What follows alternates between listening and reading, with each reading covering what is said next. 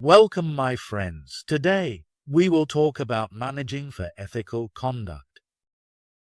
In Chapter 3, it was highlighted that employees often seek guidance from leaders and others regarding their behavior. In this chapter, we will delve into ethical culture within organizations, especially large ones, and how they handle ethics and legal compliance. Managers play a critical role in overseeing employee behavior and can significantly influence it. Hence, they require practical tools to manage the ethical conduct of their team members within the organizational culture. This chapter introduces fundamental management concepts that lay the groundwork for enhancing the likelihood of ethical behavior among employees. These principles are applicable at both departmental and organizational levels.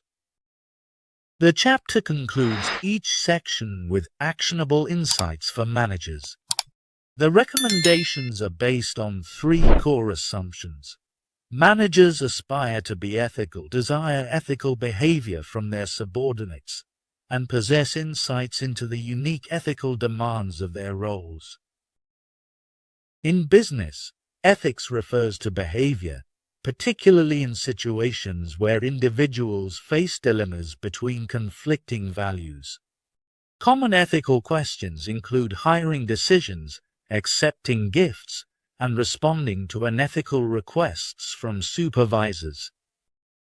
While individual moral development matters, external factors like workplace rules, peer behavior, and managerial expectations play a significant role in shaping ethical conduct. Managers can proactively influence ethical behavior by understanding and managing these external factors.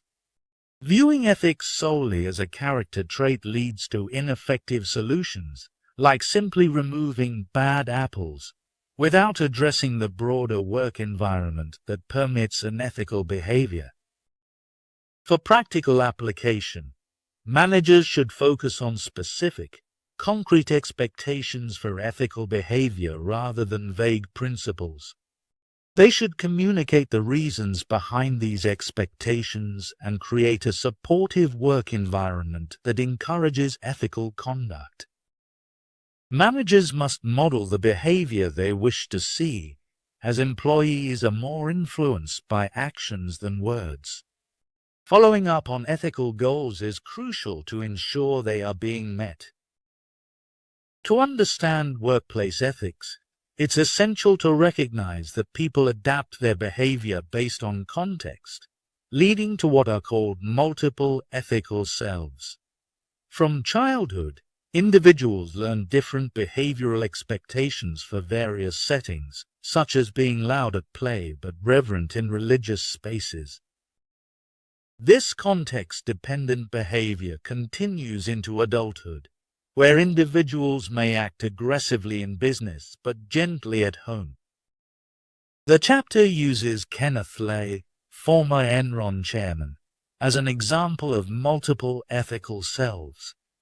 He was philanthropic and well-liked, yet also led a company that engaged in unethical practices to boost stock prices.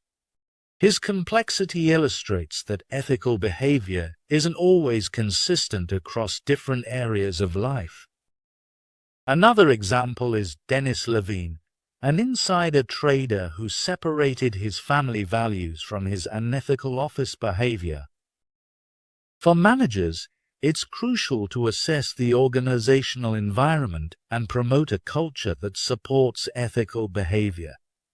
This involves self-evaluation to ensure personal and professional ethical alignment, understanding employees' ethical influences, and maintaining open discussions about ethics.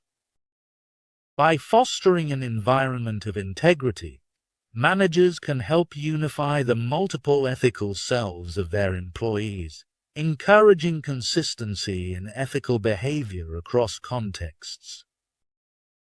In the workplace, behavior is heavily influenced by rewards and punishments. Employees tend to engage in actions that are rewarded and avoid those that are punished.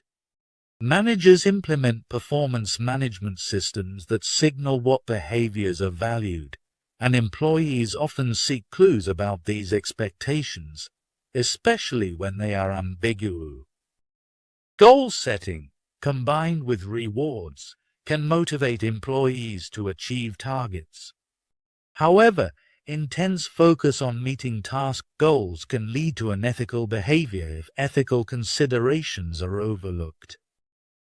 For instance, when companies prioritize sales goals without setting corresponding ethical standards, employees may resort to unethical practices to meet those goals.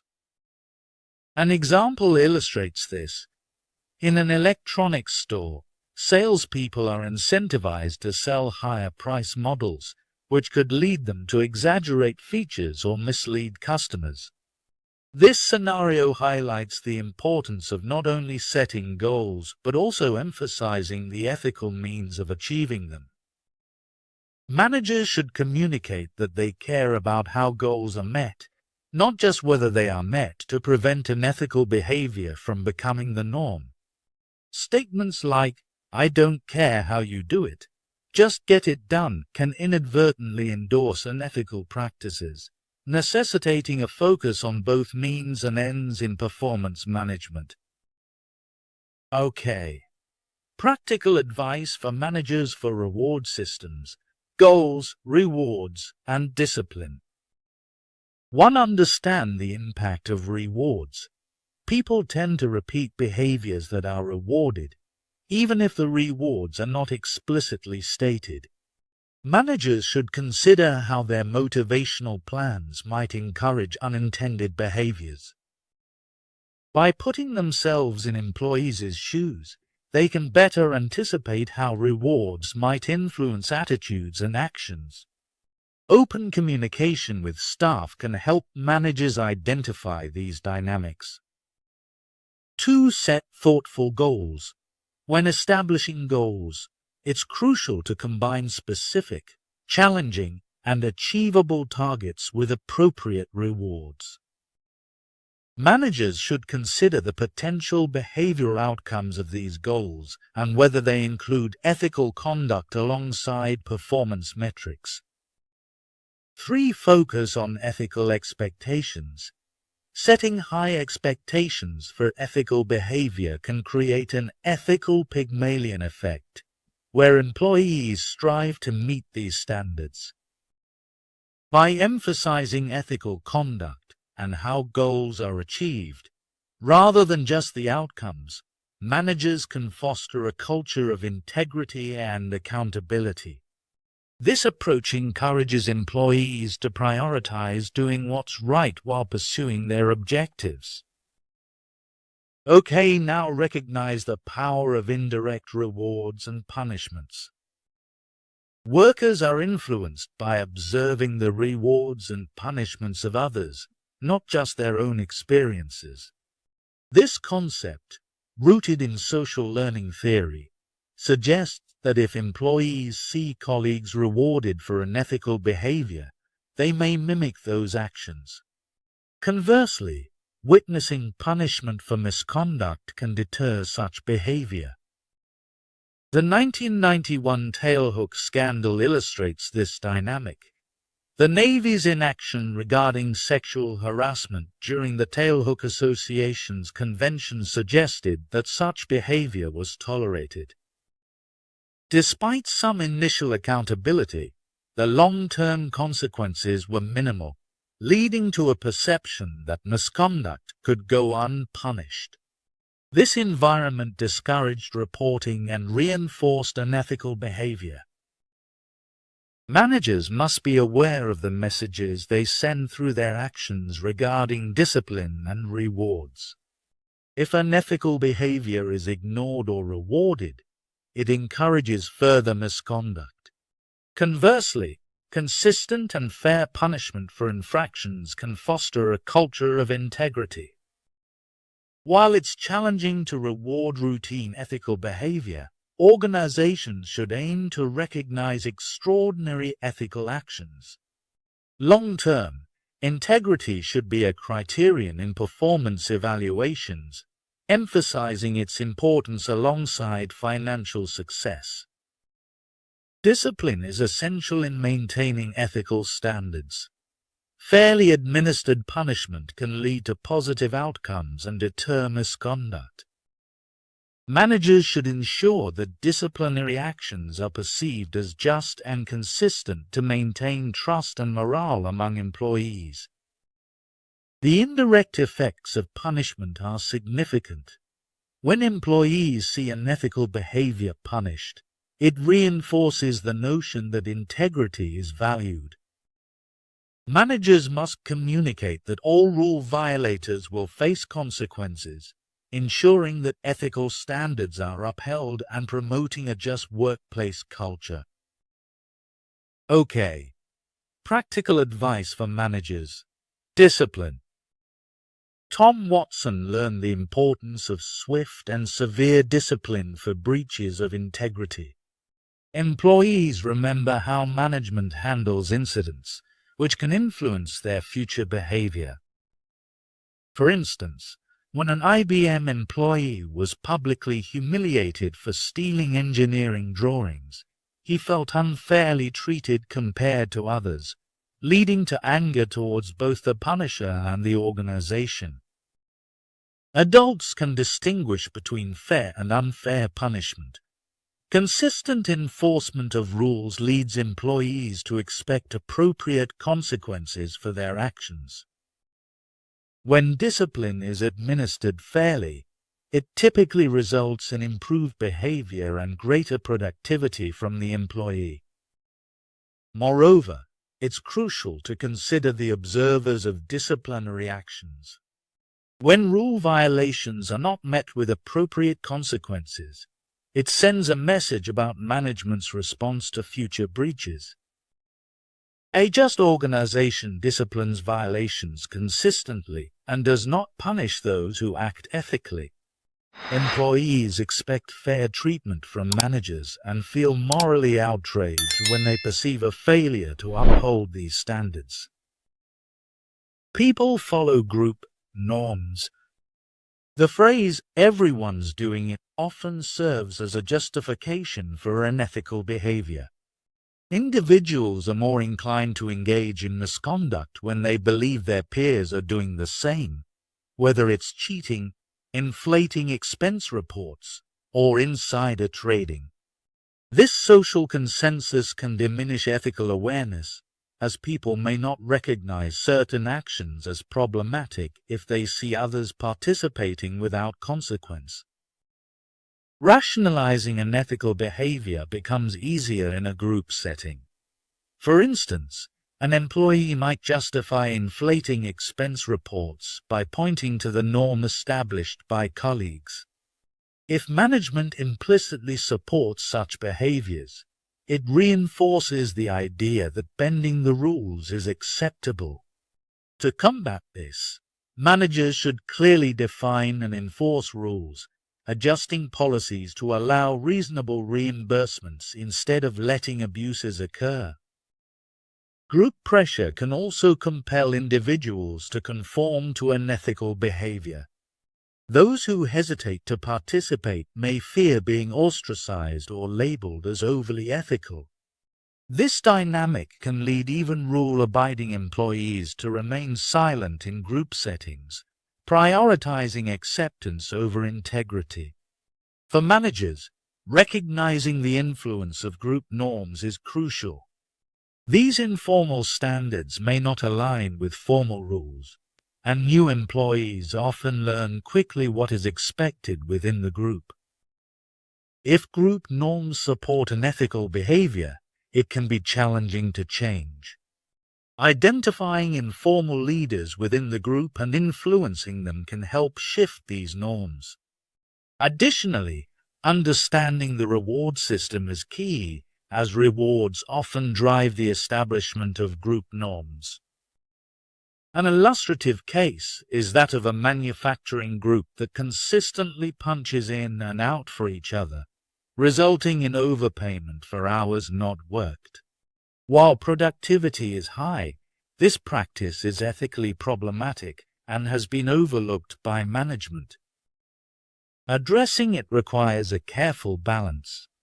Management must acknowledge its tacit approval of the behavior.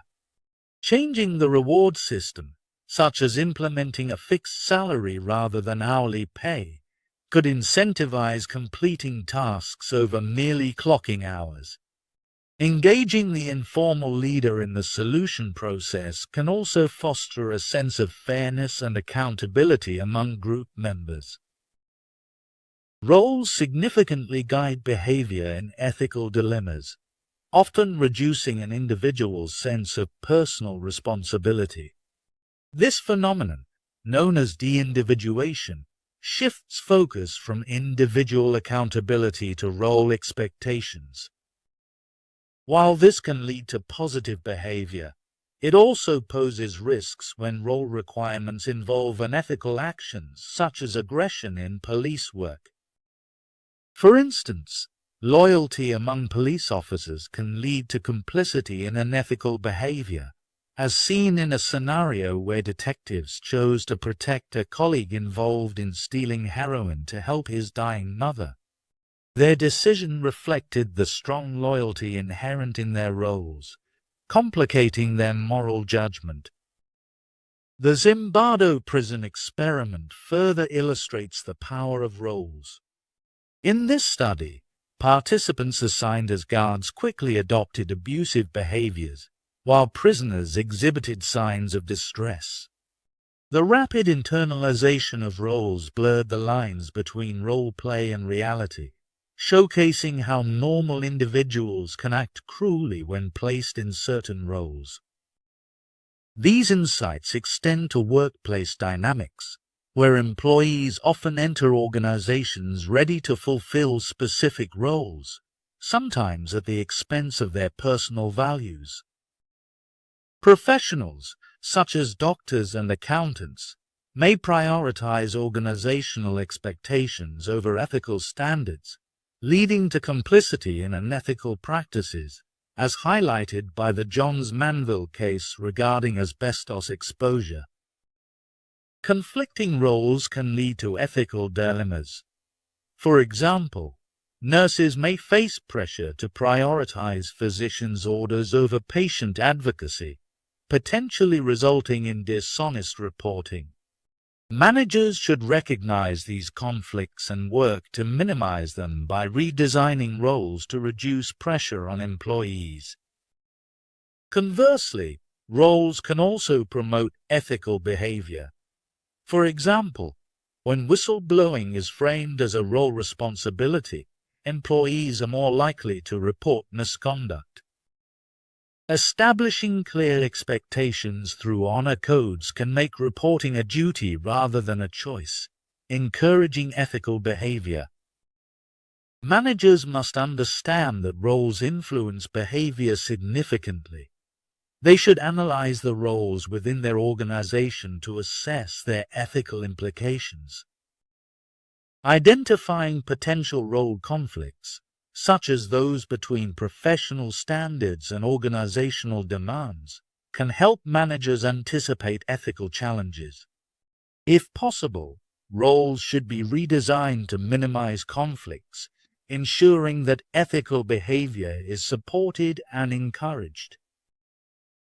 In a segment from 60 Minutes, American workers at a Japanese company revealed that they were instructed to repackage machine tools from Japan as if they were manufactured in the US. This fraudulent practice was exposed by an accountant after workers claimed they were simply following their supervisor's orders.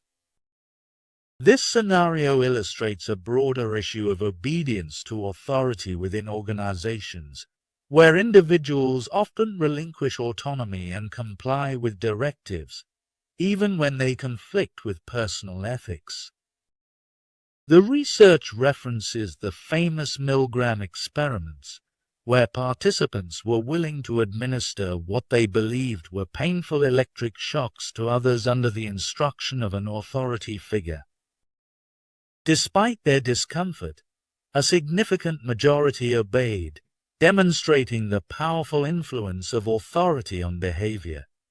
A modern replication of this experiment by Jerry Berger found similar results, suggesting that people today are still susceptible to authority. Additionally, a real-world example involving a McDonald's manager highlights the dangers of blind obedience. The manager followed a caller posing as a police officer, leading to a serious criminal incident. This underscores the risks of unquestioning compliance in various contexts, from military actions to corporate environments. The research emphasizes the need for managers to recognize their authority and the ethical responsibilities that come with it. They should foster an environment where questioning authority is encouraged, particularly when actions could harm others. Promoting ethical behavior at all levels is crucial to preventing misconduct and ensuring accountability. For a relationship to exist between moral beliefs and actions, individuals must feel responsible for the consequences of their decisions. In organizations, this sense of responsibility often diminishes, leading to unethical behavior. Several factors contribute to this diffusion of responsibility. 1. Absolution of responsibility. Employees may be told not to worry about issues, effectively shifting responsibility to higher-ups. This can create a culture where individuals feel they should not question authority, leading to a lack of ethical vigilance. 2. Group dynamics. In group decision-making, responsibility is shared, diminishing individual accountability. This can lead to groupthink, where members conform to perceived group preferences, often ignoring ethical implications.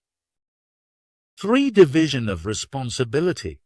Specialization in roles can result in individuals seeing themselves as small parts of a larger machine, preventing them from grasping the broader consequences of their actions. This fragmentation allows unethical practices to persist without anyone feeling accountable. 4. Psychological distance. When decision-makers are removed from potential victims, they feel less personal responsibility.